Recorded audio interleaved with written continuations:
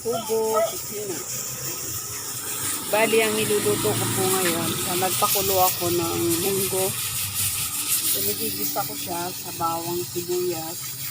Pagkatapos, may konting karne po yun sa alamang. Yan. Tapos, lalagyan po natin ng spinach. Yan. Nahugasan ko na po ito ng 3 beses. Kasi may konting buhangin siya. So, bali pang-4 na po ito. Yan. Napakasarap po nito, mga kapatid, mga kaibigan. Masustansya pa.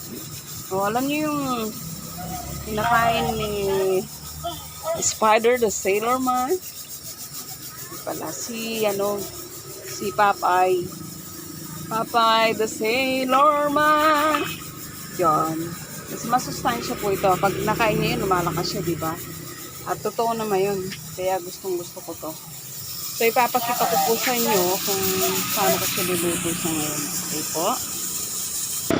So, ayun po yung pinakulo kong munggo. Isinama ko na po dito yung aking karne. Yan, nakita nyo, malambot na siya. So, hiwa-hiwain ko lang siya ng maliliit. Pagkatapos, igigisa na po natin. Hiwain ko lang. So, nahiwa ko na po yung ating karne. Yan. Napakaganda pong gawin niyo na kapag ginaga natin yung munggo, isama na yung karne para yung lasa po nito pupunta na doon. So, hindi siya may tatapon. Pasensya na po kahit napakaingay dito sa tabing daan. So, nag-ready na po tayo ng mantika para iluto yung ating munggo. Po?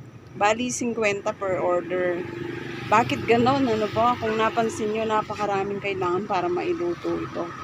Kailangan natin yung gas. Yan, nakita nyo naman. Siyempre.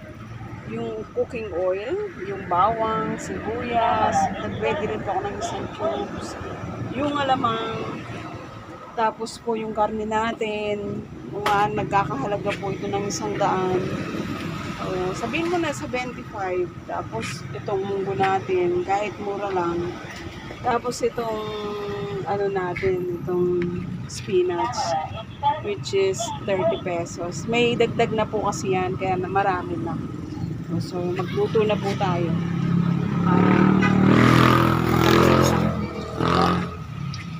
Oras na rin kasi. Nahin natin yung bawang.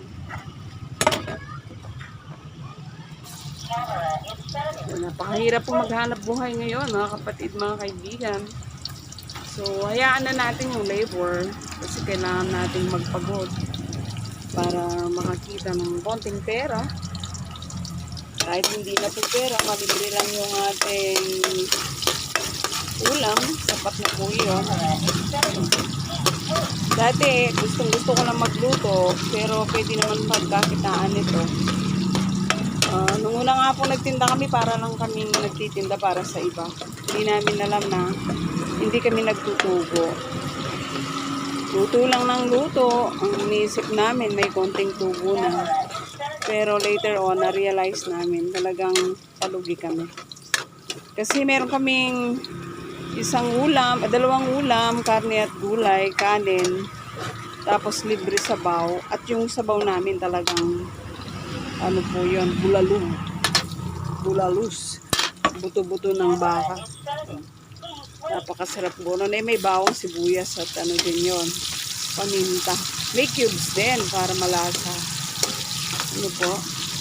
Ang hirap. Yung iba, yung munggo nila, nilalagyan nila ng kamatis. Pero tayo po, hindi na. Masarap naman siyang ganito. May alamang pa. Katatapos lang pong nagmura nung kamatis natin. Dati, 130 ang kilo. May 180 pa nga po. Pinakamahal.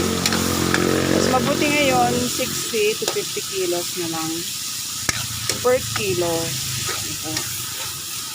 Yan. Kapag naigisa na natin yung alamang.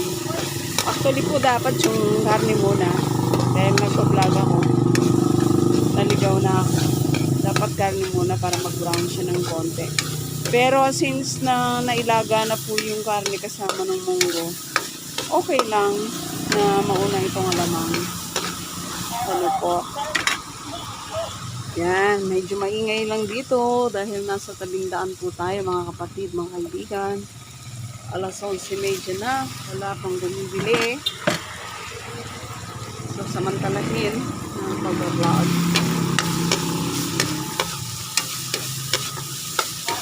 Ngayon, dahil luto naman na yung karne, ilagay natin yung ating cubes, pampalasa. Kung sarili lang po natin, kahit wala ng cubes, para wala pong artificial ingredients. Pampalasa lang yan, pero kung tutusin yung garlic at munggo, malasa na po yun. So, alam nyo naman, may mga customer po tayong naghahanap ng masarap-sarap na ulam. So, yan po, pasensya na, wala tayong holder. So, malikot yung ating so, hina lang po natin yung apoy. Pagkatapos po yan, kunin pa natin yung nadikit dito. Naluto po siya masyado. Sandali lang po, alisin ko ha. Ayun po, naalis ko na. Medyo na overcook lang po yung ating munggo. So, nilagay ko na dito, pinagdagan ng tubig. Yan, ayan na po yung ating munggo. Kapag kumulo na po ito, lalagay na natin yung spinach at konting asin. Lahat ng pagkain, kahit may alamang at bagoong isda, napakahalaga po na may asin siya kahit konting-konti lang. Maliban na lang yung kung hindi ka mahilig sa maalat. Ewan ko po, basta ako laging nagko-compliment yung maliit na kahit pinch of salt na po. Yan. Ano po, kumulo na, lagyan na natin yung spinach. Hintay lang po. Okay po, dahil kumukulo na yung ating munggo, pwede na po natin lagay yung ating spinach. Pagkatapos po nun, luto na siya, no, mga kapatid, mga kaibigan. Malasa na po yan. Kahit pwede na pong bumili. Minsan kapag kakilala, ginagawang 40 pesos per cup. Pero pag hindi naman po, at lalo na pag dine-in, pag